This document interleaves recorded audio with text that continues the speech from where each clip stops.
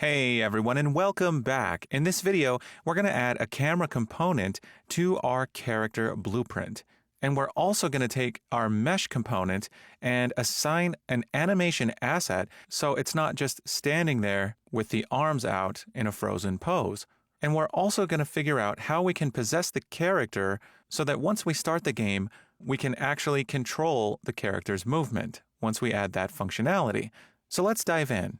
Now we have our project open here, and I have this character that we've placed in the level, and it looks a little funny because it's just a capsule with these arms, and they're frozen in this pose where they're just reaching out to the side. So we're going to do something about that. Now we also need a camera component on this character class so that once we do start possessing it, our view will be from the point of view of the camera component itself. So I'm going to double-click FPS character.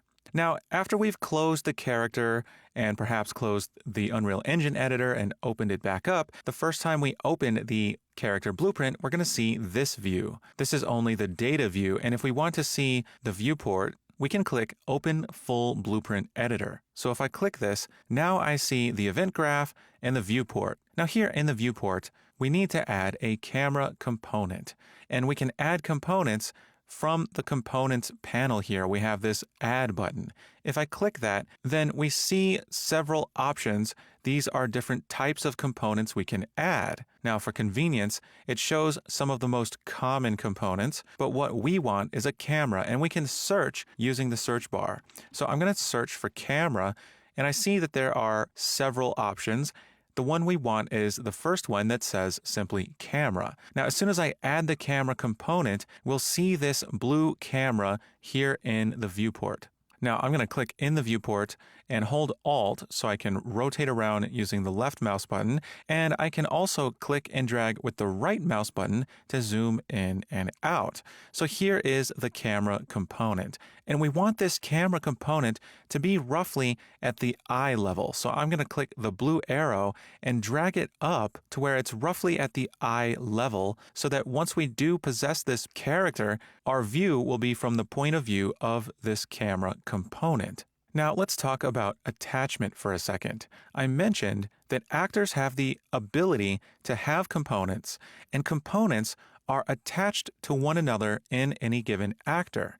And I mentioned that actors have at least one component, and that's the root component. In this particular character class, our root component is the capsule by default. That's one of the properties of the character class. They have a capsule built in, and the capsule is the root component. We cannot change that. Now, all of the other components are attached to the root component, which means when the root component moves, all attached components move with it.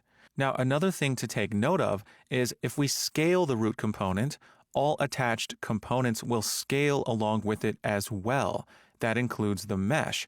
So if I take the capsule component and in the details panel, I change the scale in the X and Y direction to, say, 5 and 5, then you'll notice that not only has the capsule scaled in X and Y, but the mesh and the camera have scaled as well. And this is not what we want. So I'm going to Control Z to undo those changes. So I just did that to show you that you typically don't want to scale the root component like that. This is why the capsule component has the capsule half height and capsule radius. If we wish to change the dimensions of the capsule, we can change these values, and the attached components will not be affected if we change those. Now, components can be attached to one another in a sort of hierarchy. If I wanted to attach the camera to the mesh component, I could simply click and drag it onto the mesh component. And now we say that the camera is attached to the mesh. So if I select the mesh and I move it relative to the root, the camera will move along with it. Now, for our purposes, it's okay for the camera to be attached to the root, just like the mesh. So I can click the camera and drag it onto the capsule component, and now it'll simply be attached to the capsule component. So that's how attachment works in Blueprints. So now that we have a camera, let's see how we can possess this character. I'm going to compile and save and go back to FPS level. Now notice, now that we have a camera component, if I have this instance of the character class selected, we see a little camera view at the bottom right of the viewport, and that's showing us the view from the point of view of the camera on the character we have selected. And if I move the character, you'll see the camera view move as well. Now, if I press play and test this game in the PIE, you'll notice that I have the ability to move around. I can use the WASD keys and steer with the mouse. And this is not possessing the character. In fact, if I come back, I can see the arms of the character. The character is still just sitting there.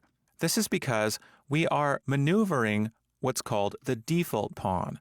The default pawn has this built-in ability to fly around a level, and this is the pawn we possess by default. As soon as we press play, Unreal Engine spawns this default pawn, and we're controlling it. Now I'm going to hit escape to stop the game. So we don't want to be possessing the default pawn. We want to possess the actual character.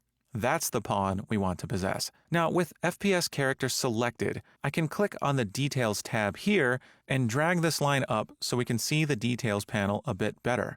Now, I mentioned before that we see all of the components here in this little window. At the very top, we see FPS_character parentheses self. This means we've selected the character itself. We're not selecting any one particular component.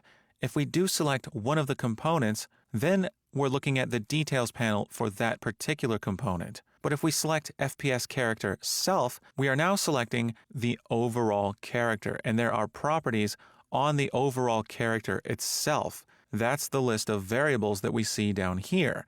In the details panel, I'm going to search for auto possess player, and we have this variable called auto possess player, and by default it's set to disabled.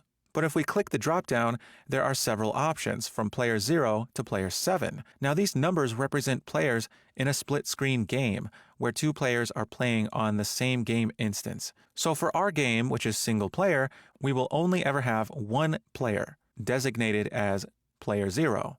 So if we click player 0, then we're telling Unreal Engine that as soon as the game starts, we would like this character to be controlled or possessed by player 0. That's going to be the controller assigned to the first player in the game. And again, that's the only player in our game. So I can click the X on the search bar, and now if I hit play, we are now possessing the character. And if I click in the viewport to get control, I now do not have the ability to move around with the WASD keys. That's because we are possessing this character. And in this character, we have not yet implemented any functionality for moving around. We're going to have to do that ourselves. I'm going to go ahead and click Stop Simulation and go back to the FPS character. Now, if we click on the arms to select the skeletal mesh component, or we could click on Mesh in the Components panel, we can scroll down in the Details panel, and under Animation, we see a drop-down next to Animation Mode, and it says Use Animation Blueprint. We'll get to what animation blueprints are very shortly, but for now, we don't have an animation blueprint to assign to this mesh. But what we can do is click the drop-down and select Use Animation Asset, and we have the ability to choose an animation for this mesh to play. If we click the drop-down, and from this pop-up menu, we choose Arms Idle, we'll see now that the arms are in an idle position as if they're holding a weapon. And of course, the gizmo for this mesh shows us that we're in translation mode, which means we can click on the arrows to drag the mesh down. Now let's hit compile and save. And back here in the level, I can hit play, and we now see the arms. So this will take some adjusting, but we're now possessing the character, and the arms are no longer out in that awkward pose. So for your challenge, you're going to adjust the camera component, make sure it's at the proper height, and also adjust the mesh component. Now, we may be tweaking this from time to time throughout the creation of this game, but position the arms so that they look right in the view from the camera. Pause the video and do this now. Okay, so we see that these arms are positioned a little funny, and we'd actually like them to be slightly lower. Now, this is the idle animation. We're not aiming. We have other animations for when we're aiming the weapon directly in the center of the screen. So I'd like these to be slightly to the right and down. So I'm going to go back to the FPS character, and I'm going to move these arms slightly. I'm going to position myself up at the top and select the mesh and move it over to the right. And from the side view, I'm going to move it down.